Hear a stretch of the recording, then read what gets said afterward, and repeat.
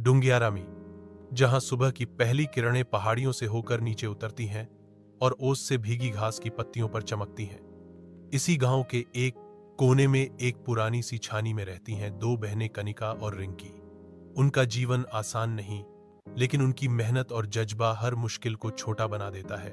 कनिका, बड़ी बहन, उम्र लगभग 23 साल, और रिंकी उससे 2 बहनें, कनिका साल छोटी। माँ बाबूजी का सहारा बनने के लिए दोनों ने स्कूल के साथ साथ खेतों में काम करना शुरू कर दिया।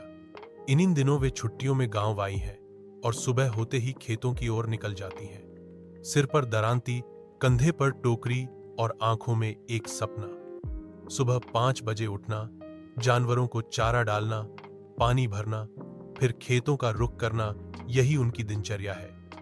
रास्ते में कभी किसी से जय बद्री विशाल सुनाई देता है, तो कभी हवा में मंडराते पक्षियों की चहचहाहट उन्हें और जोश देती है। कनिका खेत की मेड़ पर काम करते हुए अक्सर कहती है, हमारे पास ज्यादा कुछ नहीं है, लेकिन मेहनत का सहारा है। मेहनत ही हमें आगे ले जाएगी। रिंकी मिट्टी में उगती सब्जियों को देखते हुए मुस्कुराती है। दीदी, एक दिन हम पढ़ लिख कर कुछ बनेंगे।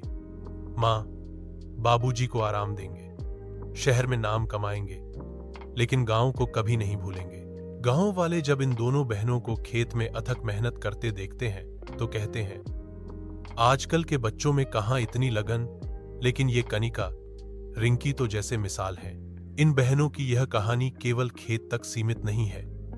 रात को जब सारा गांव सो जाता है तो कनिका और रिंकी दीपक की रोशनी में किताबें खोल लेती हैं। गणित के सवाल हों या विज्ञान के पाठ, वे हर विषय में रुचि लेती हैं। यह कहानी सिर्फ कनिका और रिंकी की नहीं, यह हर उस लड़की की है जो हालात से हार नहीं मानती। यह कहानी दरबान ने अपने दिल से लिखी है।